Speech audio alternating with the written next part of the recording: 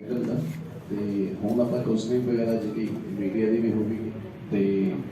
Star casting 'ਚ ਇਹ ਆਦੇਸ਼ ਸਿੱਧੂ ਜੀ ਹੈ ਜੀ ਜਿਹੜੇ ਮੇਨ ਲੀਡ ਰੋਲ ਹੈ ਹੀਰੋ ਹੈ ਜਿਹੜੇ ਤੇ ਇਹ ਏਕਤਾ ਸੋਢੀ ਜੀ ਹੈ ਜੀ ਜਿਨ੍ਹਾਂ ਨੇ ਐਜ਼ ਅ ਹੀਰੋ ਕੰਮ ਕੀਤਾ ਤੇ ਸੁਨੀਤ ਸਿन्हा ਜੀ ਹੈ ਜੀ ਜਿਹੜੇ ਡਾਇਰੈਕਟਰ ਵੀ ਹੈ ਤੇ ਰਾਈਟਰ ਵੀ ਇਸ ਫਿਲਮ ਦੇ ਇਹ he is basically from Delhi ਇਹਨਾਂ ਨੇ ਪਹਿਲਾਂ ਵੀ ਬਾਲੀਵੁੱਡ ਦੀਆਂ ਵੀ ਕਾਫੀ ਫਿਲਮਾਂ ਦੇ ਵਿੱਚ ਆਪਣਾ ਯੋਗ ਪਾਇਆ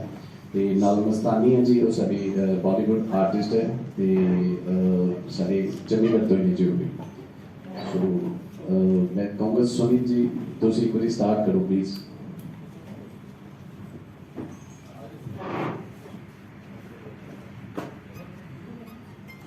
पहले तो बहुत बहुत शुक्रिया आप सभी लोगों का जितने भी पत्रकार जर्नलिस्ट यहाँ पर हैं। जैसे कि आप सब भी अब इतने साल के अनुभव के बाद आप ये जानते हैं कि ये समझते हैं इस बात को कि ये फिल्म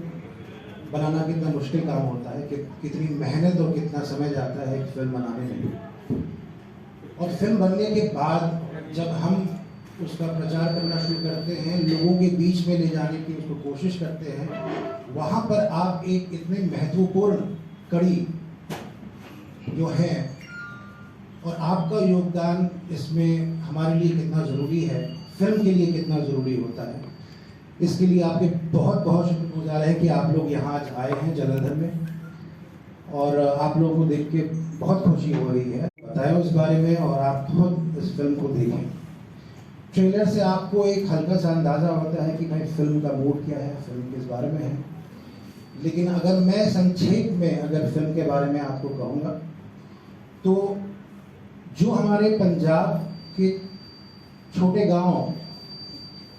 की जो परिस्थिति है, जो स्मॉल और मार्जिनल फार्मर्स हैं, छोटे जो किसान हैं, जो उनकी परिस्थिति है, कई लोग ऋण से मतलब के बोझ से दबे हुए हैं, कई और परिस्थितियां उनकी ठीक नहीं है, तो उनका जो अगला जनरेशन है, जो यूथ है, उसके पास रोजगार का कोई ऑल्टरनेटिव ना होना वहाँ पे, उस वजह से उनको जो है वो बड़े शहर में माइग्रेट करना पड़ता है। और जब वो माइग्रेट करते हैं तो वो अपनी ज़मीन से, अपनी मिट्टी से वो अलग हो जाते हैं। तो फिल्म कहीं ना कहीं उस बारे में है कि कैसे आप अपनी ज़मीन को छोड़ किसी एक नए शहर में जाके अपने आप को पूर्ण रूप से है जो स्थापित करना पड़ता है। पूरी जो स्ट्रगल है, जो जर्नी है, वो हम इस फिल्म में दिखाने की हमने कोशिश की है। फिल्म साथ ही साथ दो सच को बयान करता है। अगर माइग्रेशन की बात करें, चाहे वो इंटरनल माइग्रेशन हो या माइग्रेशन मतलब देश के बाहर हो, जो भी, तो चाहे जिस भी परिस्थिति में की जाए, एक सच ये है कि आम तौर पे ये माना जाता है, इसको हमने वो सवाल खड़ा किया है। ये जो जिस समस्या की आप बात कर रहे हैं, जो समस्या कहीं ना कहीं हम जो है अंडरलाइन कर रहे हैं फिल्म में भी, उस समस्या का समाधान जो है एक फिल्म बना के नहीं होगा, वो एक आर्टिस्ट नहीं कर सकता है, वो एक बहुत ही एक पॉलिटिकल और सामाजिक लेवल पे है जो उसका समाधान होगा। तो ये कहीं ना कहीं हम सवाल खड़ा कर रहे हैं अपने सरकार के लिए, हम सवाल खड़ा कर रहे हैं अपने ब्यूरोक्रेसी के लिए, अब सवाल खड़ा कर रहे हैं आम जनता के लिए भी, क्योंकि हमारा काम होता है कि हम आम जनता को सेंसिटाइज करें, उनको अवेयर करें, उनको सेंसिटाइज करें, उनको बोलें, क्योंकि एक आदमी के खड़े होने से और सवाल करने से कुछ नहीं होगा। हर कोई अगर कहीं ना कहीं ये बात चर्चा में जब आएगी तो वो आप हर जगह इस सवाल को खड़ा करेंगे।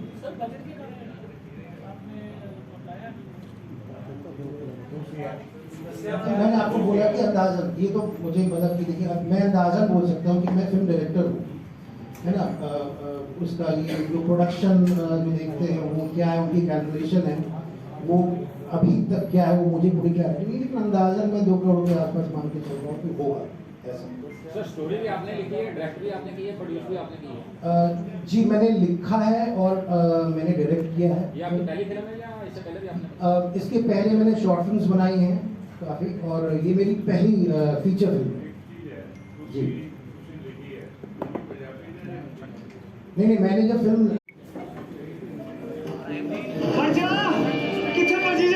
तेरे बहुत बढ़िया नौकरी है और पैसे भी ठीक ठाक ने। ओए एदा की मतलब है? मैं नहीं जाना दिल्ली बिल्ली।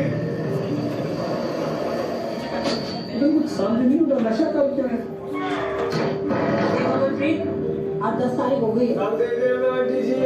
सभी में सैलरी नहीं है। की गल हुई आज सवेरे तो आप मैं बस से चढ़ा के आया तब तुसी पूछ लो ना जी। मैं नहीं जाना कहीं। तेज रहेगा पूछो याद पीछे चल तेरी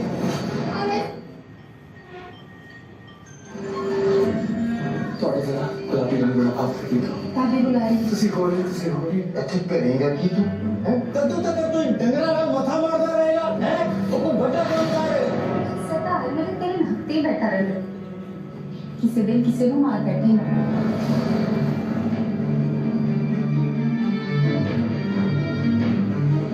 गरीबों के लिए ना जो जरा है ही ना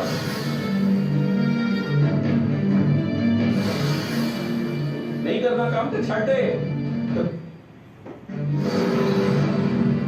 फ्राइडे ने घूमते ब्याह दे बाद होने भाई विलास जाके लोकां ਨੂੰ ਪੜਵਾਉਣ ਦਾ ਫਿਕਰ ਹੈ ਤੁਸੀਂ? मैं तो अटे पिंड दा सच्ची कंजर साला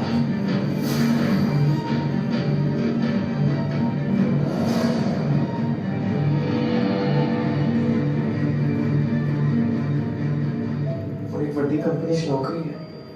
ਤਨਖਾਹ ਵੀ ਵਧੀਆ ਹੈ 2 ਕਮਰੇ ਦਾ ਘਰ ਹੈ ਤੈਨੂੰ ਘੁਮਾਉਣ ਲਈ ਮੈਂ ਮੋਟਰਸਾਈਕਲ ਨਹੀਂ ਲੈਤੀ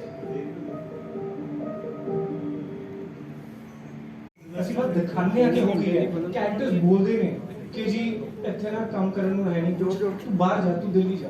ਉਹ ਐਕਚੁਅਲੀ ਰਿਐਲਿਟੀ ਹੈਗੀ ਹੈ ਆਪਾਂ ਇੱਕ ਪਾਸੇ ਤਾਂ ਦਿਖਾ ਰਹੇ ਹਾਂ ਕਿ ਜੀ ਪ੍ਰੋਗਰੈਸ ਹੋ ਰਿਹਾ ਆਪਾਂ ਗਾੜੀਆਂ ਦਿਖਾ ਰਹੇ ਹਾਂ ਕੁਛ ਸਾਰਾ ਹੋ ਰਿਹਾ ਦੂਜੇ ਪਾਸੇ ਤੁਹਾਨੂੰ ਪਤਾ ਹੀ ਹੈ ਪਿੰਡਾਂ 'ਚ ਕੀ ਹੋ ਰਿਹਾ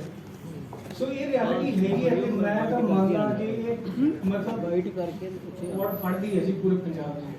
ਕਿਉਂਕਿ ਹੈਗਾ ਤਾਂ ਕੈਰੈਕਟਰ ਪੰਜਾਬੀ ਤੇ ਇਹ ਸਰ ਨੇ ਹਵਾ 'ਚ ਸਕ੍ਰਿਪਟ ਨਹੀਂ ਲਿਖੀ ਜੀ ਇਹ ਆਈ ਸੀ 2013 'ਚ ਪਿੰਡ ਦੇ ਲੋਕਾਂ ਨੂੰ ਮਿਲੇ ਪਿੰਡ ਦੇ ਜਿਹੜੇ ਹਾਲਾਤ ਨੇ ਉਹ ਵੇਖੇ ਕੋਈ ਕੈਰੈਕਟਰ ਬੇਸਡ ਨੇ on real people in the village ਤੁਸੀਂ ਜੇ ਫਿਲਮ ਦੇਖੋਗੇ ਉਹ ਐਕਚੁਅਲੀ ਬੇਸਡ ਨੇ ਔਨ ਰੀਅਲ ਪੀਪਲ ਇਹ ਜੀ 9 ਤਰੀਕ ਨੂੰ ਫਿਲਮ ਹੈ ਚੰਡੀਗੜ੍ਹ ਇਲਾਂਟੇ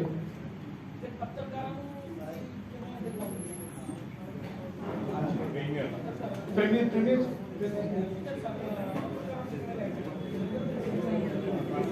ਅਸੀਂ ਕਰ ਸਕਦੇ ਹਾਂ ਆਰਗੇਨਾਈਜ਼ ਕਰ ਦਾਂਗੇ ਹਾਂਜੀ ਹਾਂਜੀ ਕਰਾਂਗੇ ਠੀਕ ਹੈ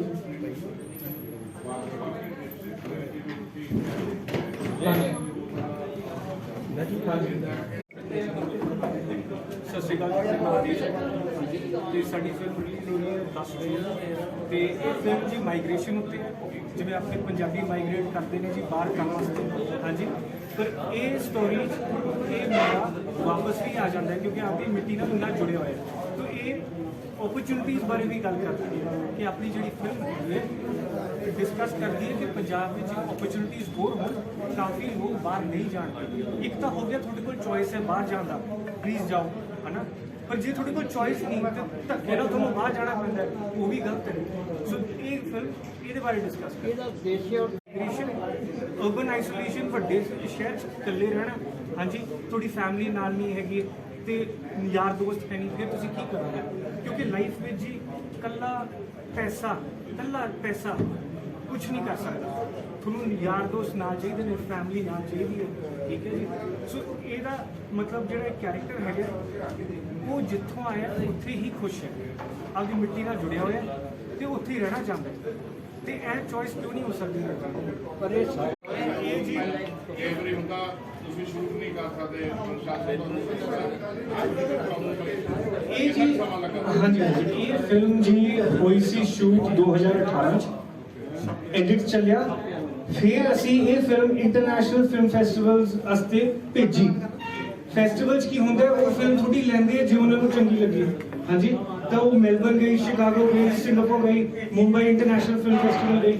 ਉਹਦੇ ਬਾਅਦ 2020 ਚ ਅਸੀਂ ਫਿਲਮ ਰਿਲੀਜ਼ ਕਰਨੀ ਸੀ ਤੇ ਫਿਰ ਤੁਹਾਨੂੰ ਪਤਾ ਹੈ ਕੀ ਹੋਇਆ ਤੇ ਅਸੀਂ ਸਿਨੇਮਾ 'ਚ ਹੀ ਰਿਲੀਜ਼ ਕਰਨੀ ਸੀ ਜੀ ਇਹ ਫਿਲਮ ਤਾਂ ਅਸੀਂ ਵੇਟ ਕੀਤਾ ਦੂਸਰਾ ਤੇ ਇਹਦਾ ਕੋਈ ਬਾਹਰਲਾ ਇੰਟਰਨੈਸ਼ਨਲ ਜਿਵੇਂ ਤੁਸੀਂ ਉੱਧਰ ਤਾਂ ਨਹੀਂ ਕੋਈ ਸ਼ੂਟ ਕੀਤਾ ਸਾਰਾ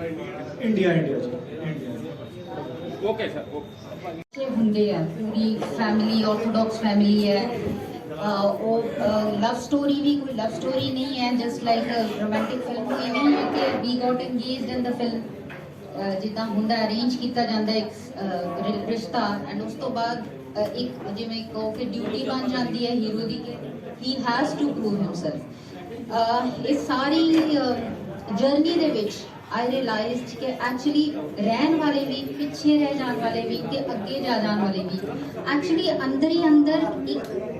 ਰੰਜ ਦੇ ਨਾਲ ਗੁਜ਼ਰਦੇ ਰਹਿੰਦੇ ਆ ਬਿਕਾਜ਼ ਐਕਸੈਪਟੈਂਸ ਕਿਤੇ ਵੀ ਨਹੀਂ ਹੁੰਦੀ ਪਿੱਛੇ ਵਾਲੇ ਵੀ ਸੈਟੀਸਫਾਈਡ ਨਹੀਂ ਹੁੰਦੇ ਕਹਿਣ ਨੂੰ ਉਹ ਕਹਿੰਦੇ ਆ ਆਪਦੇ ਆਸੇ-ਪਾਸੇ ਵਾਲਿਆਂ ਨੂੰ ਬੜੇ ਬੋਲਡ ਹੋ ਗਏ ਕਿ ਹਾਂ ਸਾਡਾ ਮੁੰਡਾ ਤਾਂ ਜੀ ਉੱਥੇ ਨੌਕਰੀ ਕਰ ਰਿਹਾ 25000 ਕਮਾ ਰਿਹਾ 30000 ਕਮਾ ਰਿਹਾ ਦਿੱਲੀ 'ਚ ਬੈਠਾ ਬੰਬੇ 'ਚ ਬੈਠਾ ਪਰ ਉਹ ਕਿਵੇਂ ਬੈਠਾ ਹੈ ਉਹਨੂੰ ਲੋਕ ਕਿਵੇਂ ਟਰੀਟ ਕਰਦੇ ਆ ਉਹਨੂੰ ਉਹਨਾਂ ਦੀ ਲੈਂਗੁਏਜ ਤੱਕ ਬੋਲਣੀ ਆਉਂਦੀ ਹੈ ਜਾਂ ਨਹੀਂ ਆਉਂਦੀ ਹੈ